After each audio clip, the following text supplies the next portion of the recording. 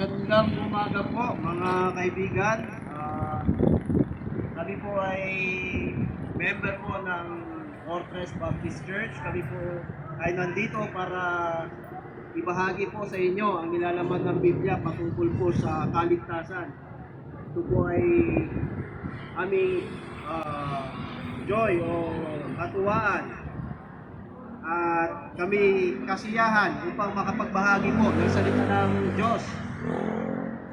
At kami po ay nagagalak sa inyo. Maraming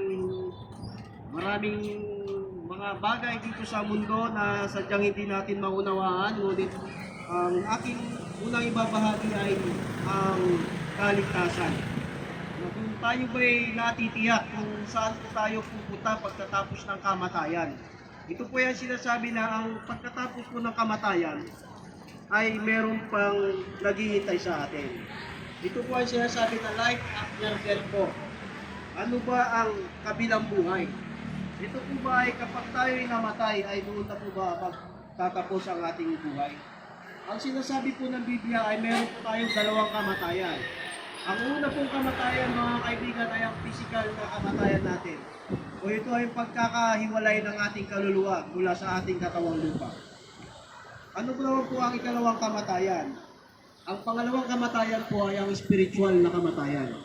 Ang sinasabi po ng Biblia, ang spiritual na kamatayan o spiritual death, ito po ay ang tuluyang pagkahiwalay ng ating kaluluwa sa Amen. Panginoon.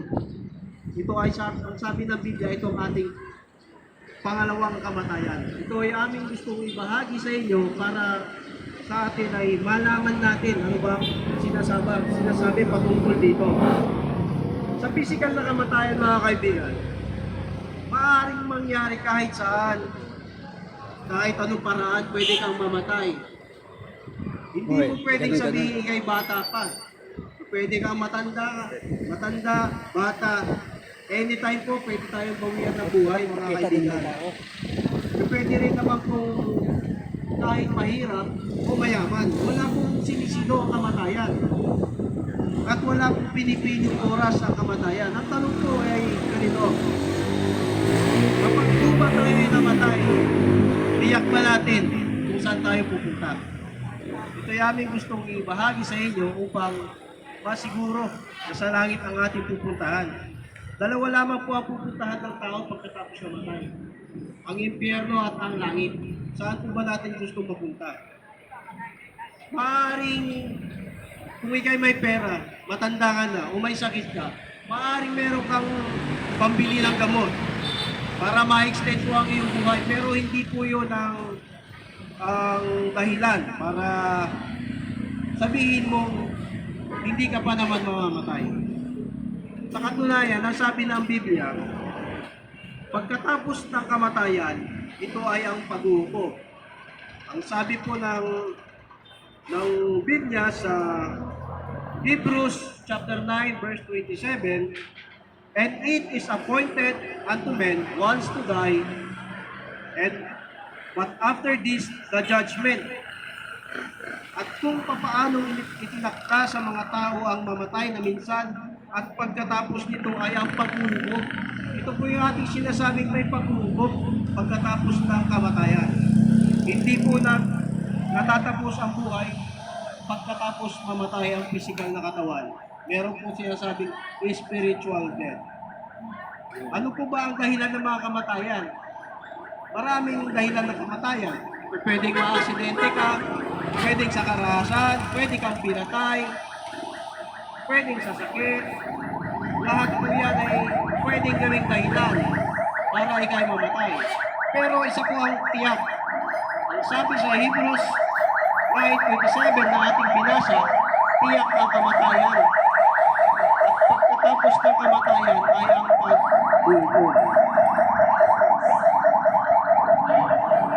Dahil sa kasalanan po, ano po ba ang dahilan bakit namamatay ang tao?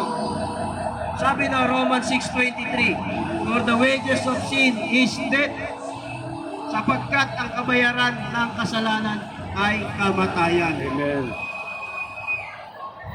Kaya po tayo mamamatay lahat kahit po tayo, makasalanan po tayo, wala pong exemption doon. Lahat po tayo ay makasalanan. Kaya tayo, ang kabayaran sa atin ay kamatayan. Ito ang problema. May problema po rito. Sa Romans 3:23, sabi sa Romans 3:23, for all have sinned. Yan ang problema, lahat tayo pala makasalanan. And come short of the glory of God. Sapagkat ang lahat ng nagkasala na at hindi nakaabot sa kalwatihan ng Diyos. Ayan ang problema. Wala pong exempted sa atin, mga kaibigan. Lahat tayo ay aabot at tiyak ang ating kamatayan. Ano po ba yung sinasabing paghuhukom pagkatapos ng kamatayan? Kasi once appointed sa man ay mamatay, ang kasunod nito ay ang paghuhukom. Ang pag sinabing paghuhukom po, mga kaibigan, ito ang kasunod ng kamatayan ng isang tao. Bawat kaluluwa ay haharap sa Diyos at pananagutan po niya ang kanyang mga naging kasalanan. Mabuti man o masama nang siya ay nabubuhay pa. Sabi ko nga po, dalawa lang ang pupuntahan natin, sa impyerno o kaya sa langit. Ang ikalawang kamatayan, yun po ayaw natin mangyari. Ito po yung pagpunta ng ating kaluluwa sa dagat-dagatang apoy. Kapag ikaw naman po ay naligtas, doon naman po tayo sa langit.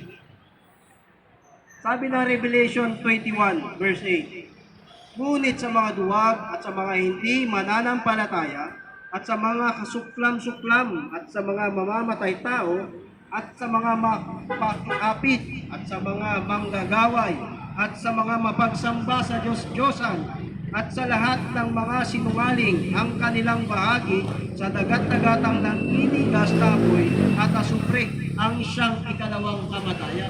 Yun po pala yung sinasabing ikalawang kamatayan na sinasabi ng Biblia.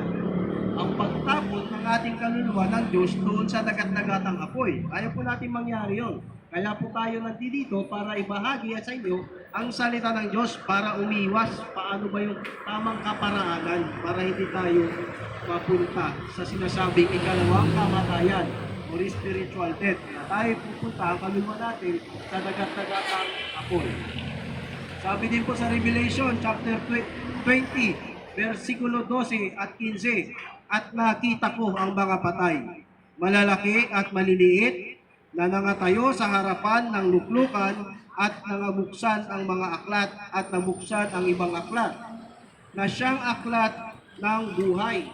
Meron po palang aklat ng buhay.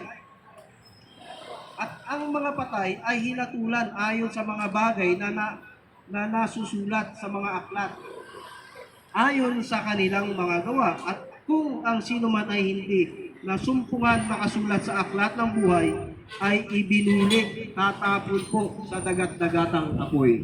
Yan po ang malinaw po na sinasabi ng Biblia. Malinaw po na kapag ang ating pangalan ay hindi po nasusulat sa aklat ng buhay, doon po tayo sa dagat-dagatang apoy, mga kaibigan.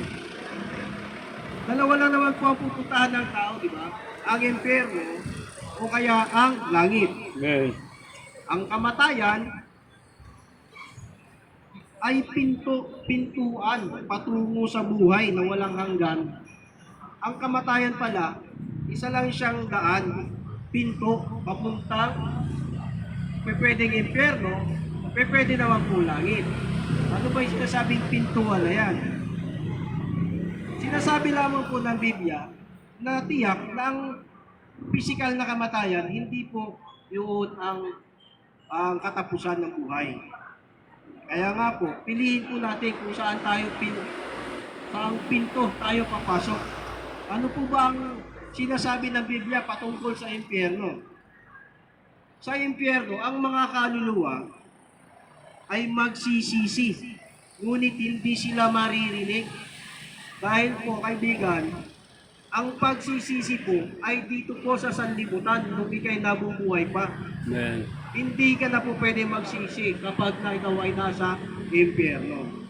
Mayroon din naman po pintuang daan na inihahanda ng Diyos para sa mga matutuwid upang makarating sa langit. Sa langit po, wala na pong paghihirap. Sa langit, wala nang luluha. Sa langit po wala na pong kamatayan at sa langit walang kasalanan.